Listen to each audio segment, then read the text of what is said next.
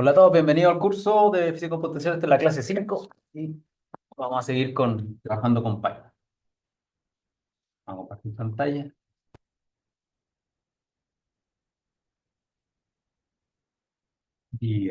Ah, ahí sí. Se está haciendo el video de la...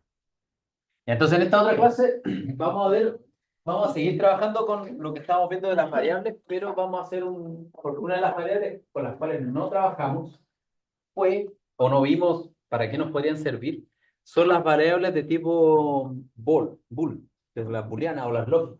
Entonces, ahora en esta clase vamos a tratar de jugar con eso. ¿Qué podemos sacar de información? Entonces, para eso, aparte de las operaciones que vimos anteriormente, como suma, división, multiplicación, módulo, división truncada, etcétera, etcétera, etcétera, existen otro tipo de operadores o operaciones que son las de comparación, las que nos permiten comparar valores entre objetos. Entonces, por ejemplo, si ustedes abren el código, lo que vamos a obtener como resultado de una comparación va a ser una cantidad que va a poder ser verdadero o falso. O sea, si yo pregunto 5 menor que 2 falso en este caso, entonces el resultado de operaciones de comparación por defecto va a ser una variable de tipo lógica o una variable de tipo booleano o boolean, como lo quieran llamar. Entonces, abramos el código para ver eso que estábamos haciendo. Este código no me sirve el otro código. Clase 5. Ahí está el 5. Entonces, por ejemplo, si hacemos el tipo booleano, si quieren, de nuevo podemos ver algo así como a ver, la variable foo, que le vamos a poner true, y le vamos a preguntar que nos imprima el tipo, print type foo. Ahí nos va a preguntar el tipo de... Ya, sí. Entonces, por ejemplo, si tenemos una variable que es como que tiene el valor verdadero, eso en principio se va a transformar, nos va a decir que el tipo booleano. Entonces, ahora, si esa variable foo es el resultado de una comparación, como por ejemplo 5 menor que 2, el resultado de eso, print foo, y le pregunto también el tipo, type foo, y eso nos va a decir en este caso que como 5 menor que 2 es falso, porque sabemos que 5 es mayor que 2. Entonces, este tipo de operaciones que usan símbolos de mayor, menor, o igualdades, o negaciones de estos objetos, nos van a dar siempre objetos que van a ser del tipo booleano. Y nos va a servir para poder hacer eh, ejecuciones que sean condicionales. Por ejemplo, en pseudocódigo habíamos visto, preguntábamos cosas, si sucede algo, hacer esto. Porque si ese sucede algo, es una condición, y esa condición siempre va a ser una variable de este tipo booleano, verdadero o falso. O sea, si lo que le estoy preguntando es verdadero, ejecuto algo. Si no, ejecuto otra cosa, por ejemplo. Ahora vamos a ver con un ejemplo, porque todas estas cosas en programación uno las puede comentar, pero si no las escucha, si no las pone en ejecución y se da cuenta de lo que está pasando, uno no las internaliza de una mejor manera. Entonces, dentro de los distintos operadores de comparación que tiene Python, o que tienen casi todos los lenguajes, digamos que estos son más o menos estándar, tenemos operaciones de igualdad, que nos pregunta si una variable es igual a otra, que son dos signos iguales. Entonces, aquí una de las primeras cosas que tenemos que acordarnos que es un lenguaje de programación que usa símbolos parecidos a los símbolos matemáticos, pero no necesariamente son símbolos matemáticos de la manera que nosotros lo entendemos, porque por nosotros, cuando escribimos matemática, cuando usamos el símbolo igual, es un símbolo que nos sirve para decir que A es igual a B o B es igual a A. De las dos formas, nosotros sabemos que lo que está acá tiene que ser igual a acá y viceversa. En el caso de programación, hay una dirección, en el principio por lo menos cuando tenemos un símbolo de igualdad, porque A igual a B significa que el valor que contenía B se lo estamos asignando a A y no viceversa. O sea, nosotros no podemos escribir B igual a A y esperar que a A le estamos entregando el valor de B. Hay una dirección que va de derecha a izquierda, por lo menos por la asignación. Y como la asignación o el símbolo para asignar ya está reservado, es solo un igual, el símbolo que se utiliza para comparar variables y para ver si son iguales la una a la otra es el doble símbolo igual. ¿Ya? Si nosotros queremos ver el caso de, esto sería el equivalente a un igual. Si nosotros queremos preguntarnos si los números son distintos, o sea, no son iguales, nosotros en matemáticas escribimos así para preguntarnos que no son iguales. Para escribirlo en el texto es un símbolo de exclamación y después un igual. Si es menor que, ya estos son más obvios, se parecen más. Menor que, mayor que, eh, menor igual, que lo escribiríamos así en matemáticas. En Python es un menor y después un igual. Y si es un mayor igual, es un mayor y después un igual. Y esas son todas las operaciones. Como resultado de comparar dos variables, nosotros vamos a obtener ya sea o verdadero o falso. Una de las dos opciones. No podemos obtener un ambiguo. O decirte así como más o menos falso, más o menos verdadero. O es uno o es la otra. Entonces, eso podemos jugar y ver, hacer algunas comprobaciones. Entonces vamos a probar este siguiente código. Si nos damos cuenta, lo podemos ver de forma, primero lo podemos ejecutar en nuestra mente. A la variable A le asignamos el valor 3, a la variable B le asignamos el valor 10 y tenemos que imprimimos distintas comparaciones. Vamos a imprimir primero A menor que B, A menor que B, imprimir A menor o igual que B, menor o igual que B, etcétera, etcétera, etcétera. Entonces, aunque aquí ya está el resultado, podemos ver a priori, simplemente hacer la comparación en nuestra mente, lo que está sucediendo. Es 3 menor que B, va menor que 10, ¿sí? Entonces aquí nos va a dar verdadero. ¿Es 3 menor o igual que 10? Sí. ¿Es A mayor que B? No, esto es falso. ¿Es A mayor o igual que B? Falso. ¿Es A distinto de B? Verdadero. ¿Es A igual a B? Falso. Entonces, básicamente, en este caso, estamos haciendo ese tipo de comparaciones. Entonces, vamos a escribir ese código rapidito, simplemente para que lo podamos ver en nuestro, como al ejecutar. Entonces, tenemos A igual a 3, B igual a 10, y después todas las comparaciones posibles que son print A, ¿cuál era la primera? Era A menor que B, menor que B,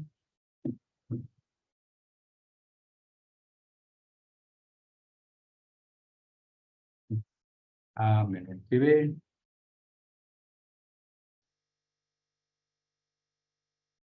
A menor igual que B, después las mismas, pero con los, ahora vamos a hacer mayor igual, mayor que, mayor igual, y después los que nos quedan son eh, la desigualdad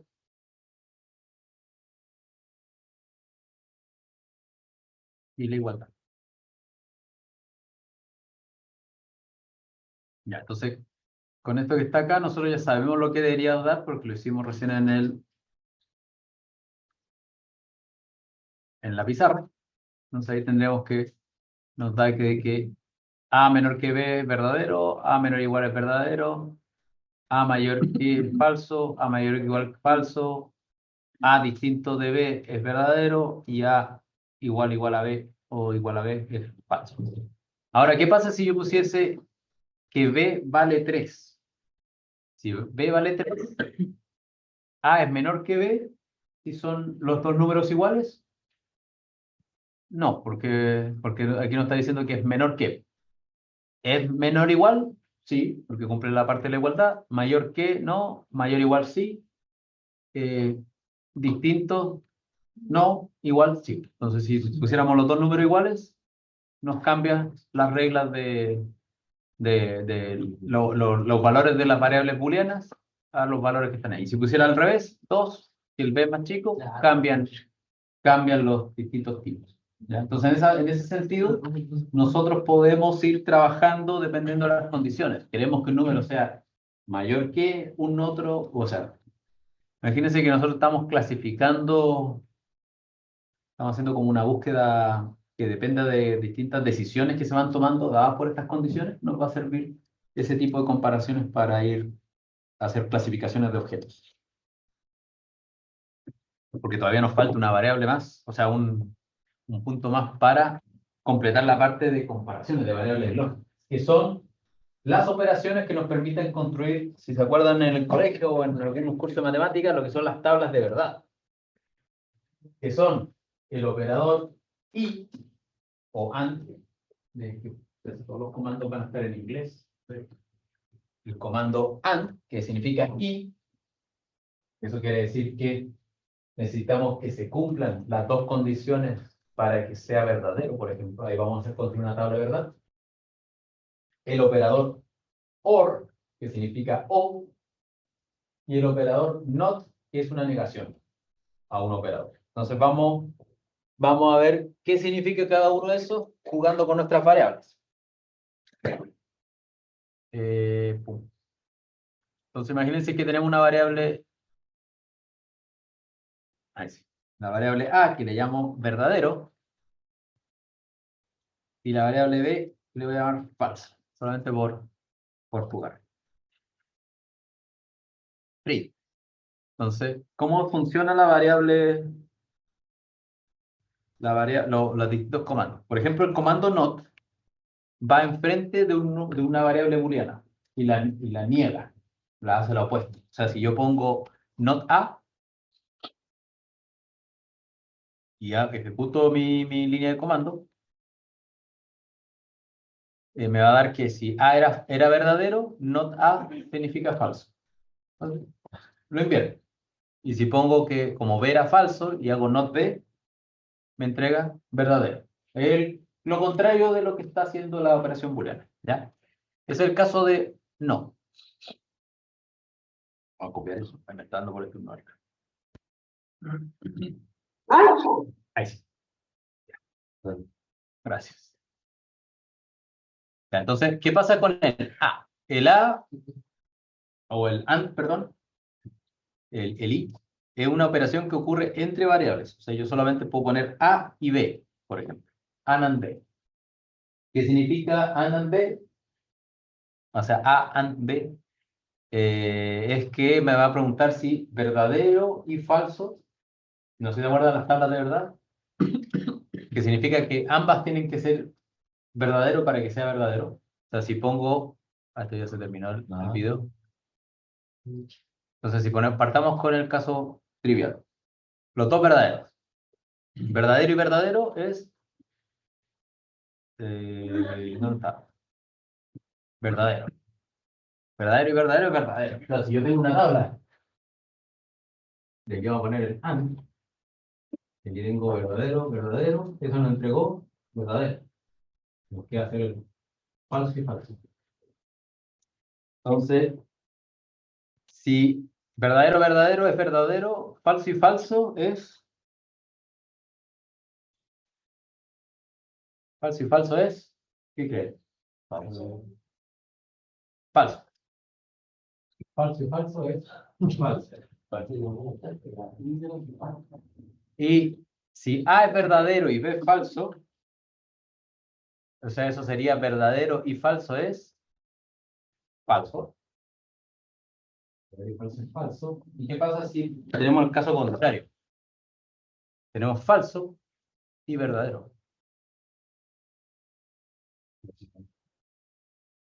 Falso y falso es falso. Entonces la tabla de verdad, fíjate, solamente es verdadero cuando ambas condiciones o cuando ambos booleanos es verdadero. Todas las otras condiciones nos da cero. O sea, nos da falso. Ahora, ¿qué pasa si ponemos OR? Ahora vamos a hacer la otra tabla. ¿Verdadero o verdadero? Vamos a ir acá al otro lado. Y ponemos el OR. Verdadero, falso, verdadero, falso. Verdadero y verdadero o verdadero nos va a dar verdadero. Falso o falso. Ahora.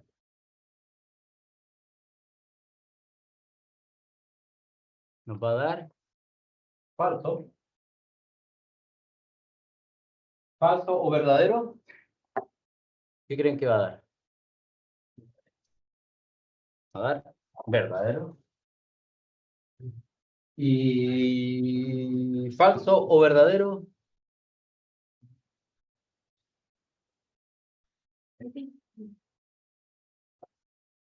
Verdadero. Nos va a dar verdad. Entonces ahí tenemos la tabla de verdad de las operaciones tipo O y de las tipo A. Si se dan cuenta, esto se puede, a veces hay una analogía de que en realidad las operaciones O y F, o sea, O y AND, corresponden a sumas o multiplicaciones de números ceros o unos. Entonces, una interpretación bastante directa es que el A equivale a la multiplicación y el O equivale a la suma, donde verdadero equivale al número 1 y falso equivale al número 0. Entonces, por ejemplo, como es multiplicación, en todas las partes donde aparezca un falso multiplicando, va a dar falso. Este sería 0 por 1, 0, 0 por 0, 0, 1 por 0, 0, 1 por 1, 0. Y si hacemos el otro caso, con el O, que es la suma, verdadero más verdadero, me da verdadero, o sea, 1 más 1 me da 1, porque sigue siendo así como verdadero. Y falso, o sea, 0 más 1 me da 1, 1 me da y 0 más 0 me da 0. Entonces, como que tiene esa relación con los números. Ya. ¿Para qué nos va a servir eso? Bueno, y el no significa que es la negación. Si yo hago no una operación donde hay un número booleano, me va a tirar siempre el contrario. Ahora vamos a ver para qué nos van a servir y por qué necesitamos tablas de verdad o conocer más o menos las tablas de verdad.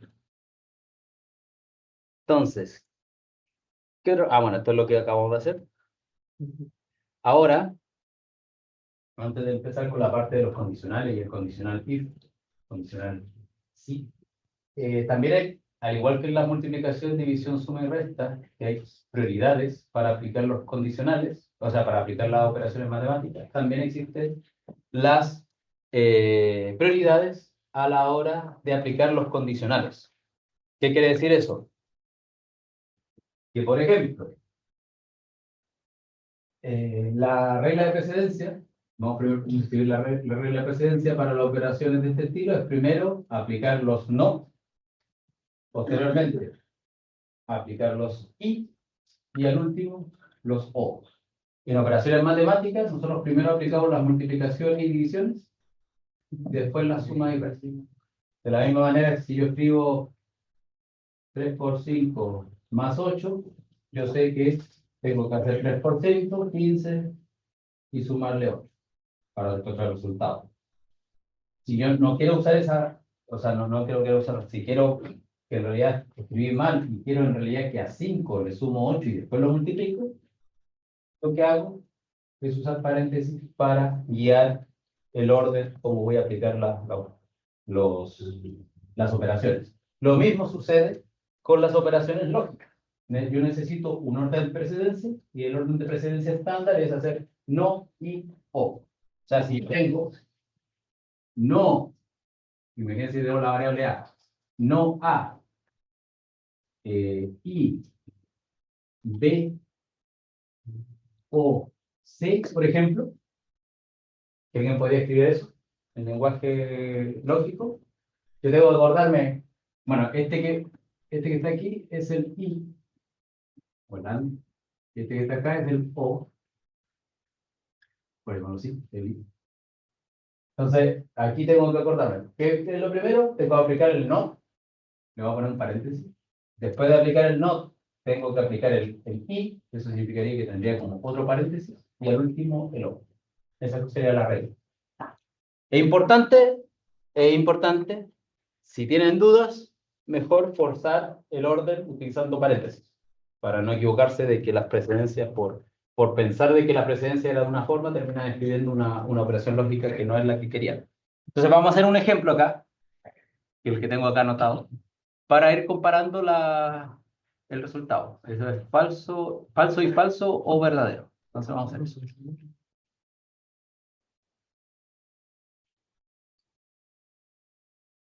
Sí. falso, falso.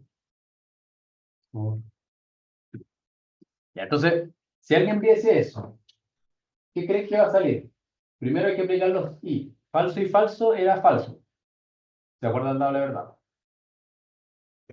O verdadero, verdadero. O sea, de acá de la... Si yo quiero aplicar con la regla de probabilidad, yo debería obtener que falso con falso. Eso nos va a dar falso. Y después pasamos a la probabilidad de los O, que vendría acá. Falso y verdadero nos da verdadero.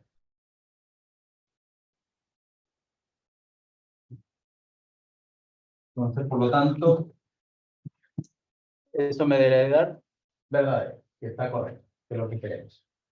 ¿Qué pasa si yo dijese, vamos a ver, pero tal vez la presidencia está mala y quiero ver qué pasa si le cambio los paréntesis? ¿Qué puedo obtener como resultado de este asunto? Entonces, voy a mantener ese, voy a crear tres líneas iguales y voy a jugar con los paréntesis. Un paréntesis sería ponerlo donde están el AND, que sería mantener la precedencia, y de otra forma sería poniendo el paréntesis donde está el falso o verdadero. ¿Ya? En el primer caso, o sea, la segunda línea de mi código me debería dar igual que el primero de arriba porque sigue la regla de la precedencia. Y el segundo me debería dar distinto, o a priori potencialmente podría ser distinto porque yo estoy poniendo el paréntesis donde ejecutando primero el OR y después el AND. Entonces, si se dan cuenta, en este caso, yo tuve un caso distinto. Entonces, digamos que estos dos, yo podría haber obviado el paréntesis, porque yo confío en que me sé la regla de precedencia, pero si tengo dudas, mejor agreguen paréntesis. Los paréntesis no complican el código, solamente les digo que mejor estar seguro que lo que quieren como cálculo de condicionales es lo que realmente quiere que suceda, a que se den una sorpresa y que el código esté siendo algo que no necesita. Ya, entonces, aparte de lo anterior por los códigos, también en Python, y eso es lo que tiene que estar relacionado con la parte de código estructurado, que les nombraba al principio de la clase anterior. Acá tenemos una cosa que es súper propia de Python, que no ocurre en otros lenguajes de programación, que, bueno, aparte de que Python se ejecuta línea a línea, a diferencia de un código de programación, de un programa que ustedes escriban en C o en Fortran o en Perl o en otros lenguajes que se compilan y tienen un archivo ejecutable, Python se va ejecutando con un intérprete línea a línea. O sea, si yo parto este código, Python lee la primera línea y dice es comentario. No la ejecuto porque no es un comentario. Paso a la segunda línea. La segunda línea me dice asignar a 1 más 2. Y después paso a la tercera línea e imprimo el valor de A, que sería 3. Donde esta regla de Python se ejecuta en línea a línea es importante. Ustedes no pueden dejar una operación en el aire. Entonces, si yo escribo este código, estas tres líneas se saltan, porque son comentarios, y después va a decir, a A yo le asigno el valor 1 más, y a quién le estoy sumando no sabe, y esto me va a dar un error. A pesar de que en la línea siguiente están dos, y yo podría decir, pero si es obvio que este 2, como este no terminó, debería continuar con la siguiente línea. Python no lo va a interpretar así. ¿Por qué no lo va a interpretar así? Porque, eh, ahora vamos a ver. Vamos a ver casos de control de código estructurado. Entonces yo tengo A igual 1 más 2, y hacemos print A, ya sabemos que eso nos va a dar 3. Listo. Si yo genero una línea extra, por ejemplo, ahí o lo que sea, para que quede igual al código anterior, me va a decir un error. Y aquí, súper bien porque Python me dice que hay un error, porque está esperando de que toda la instrucción esté contenida en una línea. Python no sabe leer, quedarse como esperando para agregar la segunda línea. Y alguien me puede decir, ah, ya, pero si me dice el error, ¿por qué me preocupo? Porque Python me va a avisar que hay un error porque estoy escribiendo un código en dos líneas que en realidad era una línea. Pero, como Python es un intérprete, solamente va a avisar si hay un error si es que el código está en forma escrito de forma mala. Por ejemplo, si yo pusiese eso que está ahí, por ejemplo, A igual a 1, o sea, A igual a 1, a le asigno 1 y después una línea que dice más 2 es una línea válida de Python. Simplemente que no está haciendo nada, simplemente está escribiendo el número 2.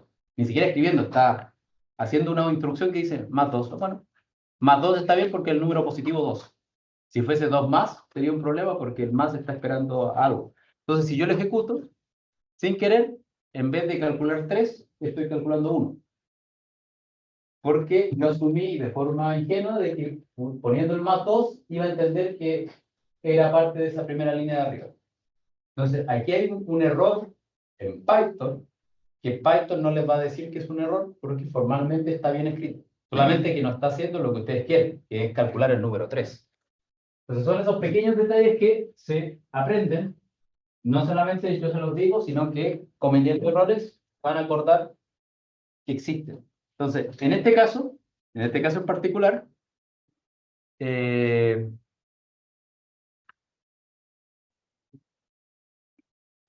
¿dónde nace el problema?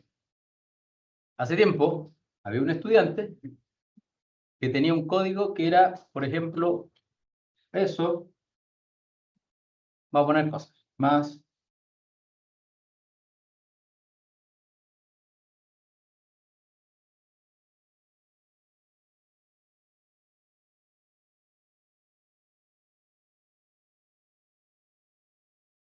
ya, por ejemplo, es un número, una operación matemática, está todo en una línea. Y digamos que esta operación matemática todavía era vamos a hacerla más cotosa.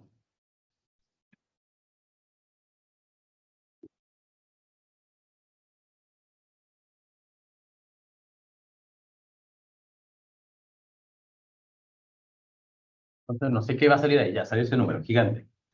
Vale, me fue hasta el final, me fue hasta el principio. Si se dan cuenta, esta es una línea extremadamente larga que es difícil de seguir, especialmente si están revisando un código.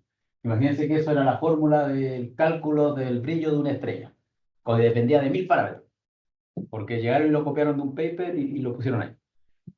Y la persona dijo, es que yo no quiero estar lidiando con números tan grandes, entonces lo voy a dividir en dos líneas. Pum. Y claramente estaba cometiendo un error. Y el código no le decía que era un error, porque formalmente la parte de arriba está bien escrita en Python, la segunda parte también está bien escrita en Python, simplemente que no se lo está asignando a ninguna variable. Eso, por ejemplo, en otros lenguajes de programación, tipo C, Fortran o lo que sea, líneas que no hagan nada, que no asignen valores, no existen como parte del lenguaje. Entonces, en otro código, en otro programa, en otro lenguaje de programación, la segunda línea sí hubiera generado un error al ejecutarlo, pero en Python no, porque está hecho está hecho así. Entonces, en este caso, la persona tuvo dos errores, porque le faltaron muchos términos y pensaba que lo estaba ejecutando. Ahora, si nosotros quisiéramos, por alguna razón, extender nuestra ejecución a dos líneas, solo lo podemos hacer si agregamos el símbolo backslash. Pero backslash solo sirve si es que tenemos un objeto como una operación y lo que queremos continuar. Entonces vamos a hacer ese ejercicio acá, simplemente para mostrarles esos detalles. Por ejemplo, de nuevo, tenemos A igual 1 más 2. Ya, print A. Entonces eso ya sabemos que nos da 3. Entonces, la única forma de continuar la línea es con el símbolo backslash y poniendo lo que queremos que siga en la siguiente línea. Y ahí nos damos cuenta que nos sigue dando 3. Entonces ahí Python entiende que cuando hay un backslash, perdón, lo que venga en la línea siguiente es parte de la primera línea. Pero esto no funciona en todos los casos, porque solo sirve si es que tenemos este tipo de instrucción. Viene una operación y está esperando otra variable, ahí podemos poner el backslash. ¿Qué pasa si hubiéramos hecho el caso contrario? Que pusiéramos 1 slash más 2. Ahí, funcionó de nuevo. En principio no debería funcionar, pero... Ahí sí. Es que había quedado más. Si se dan cuenta, ahí no funciona. Entonces es importante de que, más que saberse esta regla, Si es que tienen expresiones largas, mejor usen más variables. Por ejemplo, esta expresión larga, en vez de hacer eso así, tal vez lo que debería haber hecho es, esta persona podría haber dicho, bueno, supongo que hasta aquí yo puedo separar mi objeto. Genero el valor A0 igual esa variable. Le quito el más porque el más era del otro. Y a este le llamo, por ejemplo, A0 más. Van a obtener el mismo resultado y van a poder reducir su código a líneas más cortas. O sea, a muchas líneas cortas que después las suman, en vez de tener una mega línea y tratar de acordarse de si pongo el slash y después cerciorarse que su división de línea es correcta, porque si dividen la línea en la mitad de un paréntesis también les va a causar error, etcétera, etcétera. Entonces eso es como lo que se llama por sanidad de texto, sanidad de programación.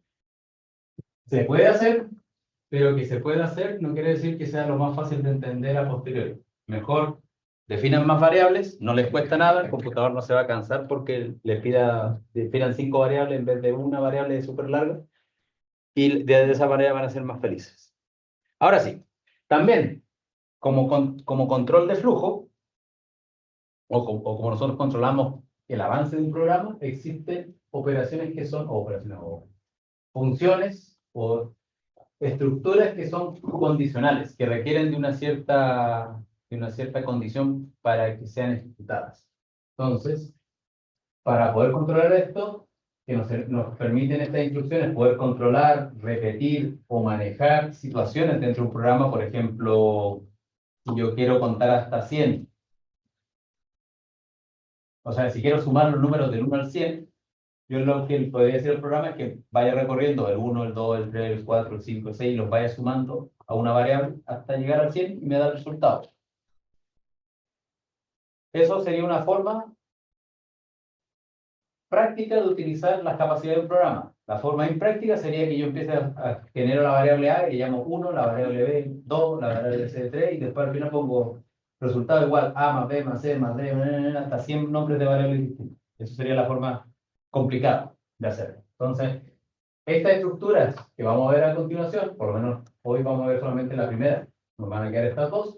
La idea es que nos permitan, ya sea tomar decisiones dentro de un código, que el código sepa que si sucede una cierta situación entre variables, tome una cierta acción, si no, tome otra acción, o en el caso contrario, si esa acción sucede, pueda poner otra condición más, etcétera, etcétera.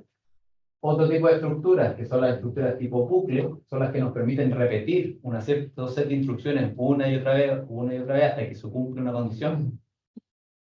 Mientras se cumpla una condición, perdón. Y otro tipo que nos va a servir para el manejo de excepciones. El manejo de excepciones, por ejemplo, cuando el programa en principio potencialmente podría tener un error. Porque, por ejemplo, alguien está calculando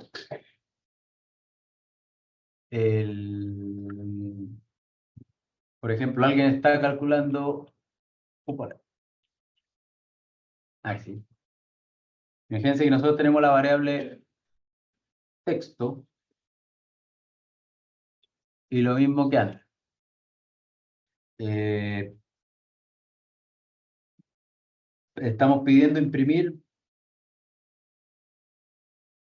la variable A más 3. Imagínense que texto es una variable, algo que entra el usuario. Y el usuario, en vez de entrar un número, se le ocurrió poner un texto así.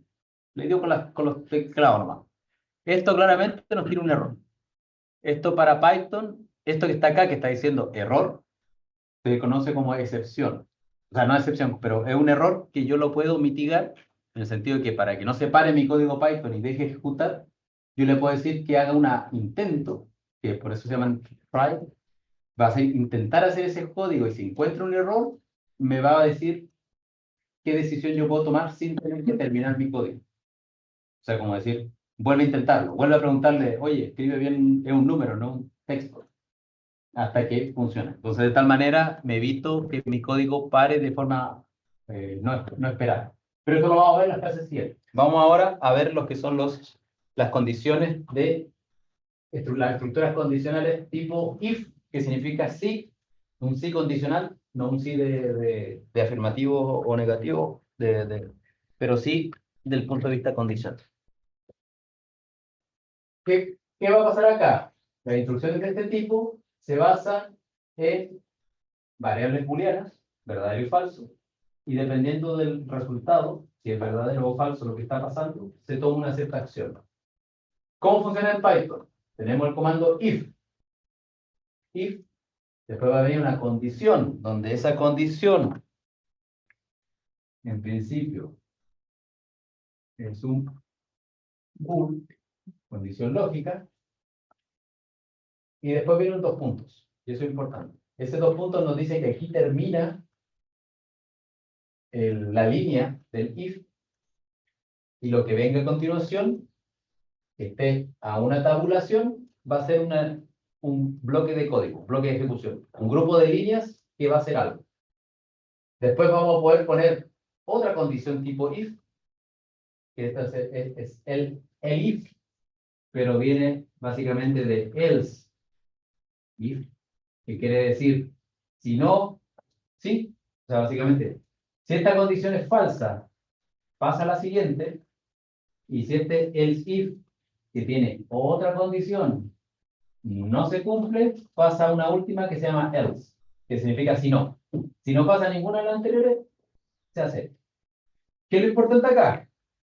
Y es lo que hace, pues, generalmente, que hace que la gente se complique.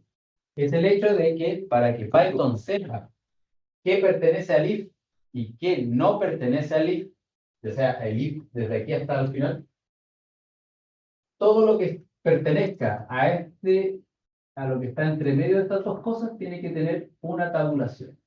Y esa línea de tabulación nos va a definir un bloque, como si fuera una celda del bloque de notas, del nodo. Lo mismo acá. Todas las cosas que tengan una indentación, significa que viven para este comando que tiene dos puntos al final. Y yo después, si quiero volver a mi código normal, bajo a la indentación original en el archivo, de base del asunto. Y eso es importante. Las tabulaciones son importantísimas en Python.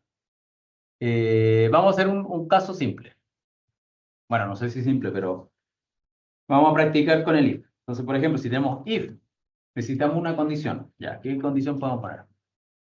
Imagínense que tenemos un número. Ya, y aquí vamos a practicar porque creo que en la parte anterior no tuvimos mucho tiempo de practicar.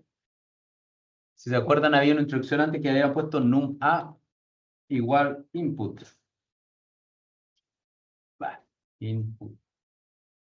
Y aquí habíamos puesto ingrese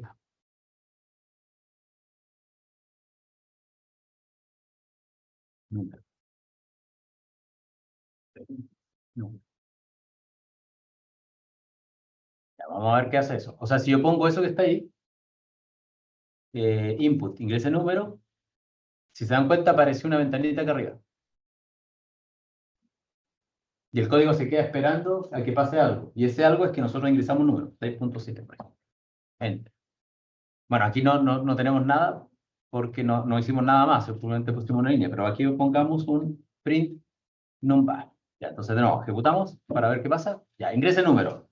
5.60, ese número que está ahí. Enter. ¿Y qué me imprime? El número que le ingresé. Entonces estoy haciendo un programa aquí un poquito más interactivo, porque depende de quién lo ejecute y el número que se ponga para que funcione. Ya, aparte de eso, queremos hacer un código que nos permita saber si el número es par o impar. Entonces, como yo estoy diciendo, queremos saber que haga par o impar, implícitamente ya estoy pensando que hay una condición. Entonces, vamos a necesitar un if. ¿Cuál sería la condición que mi número debería cumplir para que sea par? Es que sea múltiplo de 2. Ya, pero eso, ¿cómo lo escribo en Python?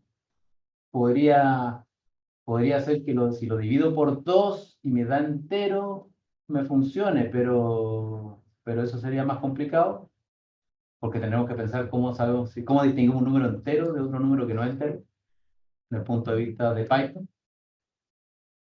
Y la forma más cómoda, porque es como la más estándar, es usar el operador módulo. Porque sabemos que si el módulo nos da entrega 0, quiere decir que el objeto era un múltiplo entero del número al cual le estamos sacando el módulo. Entonces, si yo calculase num a módulo 2, ¿qué tendría que cumplir para que fuese un número par? sea que el resto de la división tendría que darnos 0. Y ahí, ¿cómo ponemos que eso sea 0? Porque sabemos que tiene que ser 0, pero ¿cómo lo ponemos desde el punto de vista de una operación lógica? O sea, num A es el resto, es lo que le sobra. O de hecho podemos hacerlo más simple, no más simple, pero más digerible desde el punto de vista de programación. Ponemos resto y le ponemos ahí. Entonces, ¿qué le tiene que pasar a resto para que funcione? ¿Cómo? Igual a 0, pero ¿cómo lo pone en Python? Que es igual a 0. Dos iguales. Igual, 0. Y después un dos puntos. Para decir que algo, si se cumple la condición que resto es igual a 0, tiene que pasar algo. ¿Y qué puede pasar? Que el número pasa par. ¿Y como yo le aviso al usuario que el número es par? Print. Print para escribir en pantalla que diga el número es par. Vamos a hacer. Hostias. El número es par. Y ahí tenemos. Por ejemplo, entonces lo vamos a probar. Va, ahí sí, lo vamos a probar. Ingreso un número. 6. Y me dijo, resto, no tal algo me convierte en un string format. Ya, eso es un detalle que nosotros queremos que nuestro número sea entero. Entonces vamos a tener que transformarlo en entero.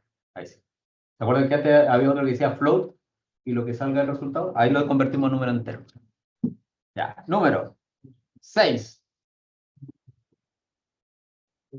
Hostias, el número es par. ¿Ya? Entonces, ¿qué pasa acá? El número entero, que es lo que yo estoy poniendo cuando ingreso número, le saco el módulo 2, en este caso a 6, módulo 2, nota 0, se cumple que resto es igual a 0 y escribo que, hostia, que el número es par. Hostias, y lo podemos hacer, lo podemos amonorar un poco más. Podemos poner, el número, hostias, el número, en la buena ahí, el número, num A, ahí sí. No importa el número que yo ponga, me debería escribir, hostias, es número, no, hostias, coma, ahí, aquí. El número, num A, que es el que voy a ingresar, es par.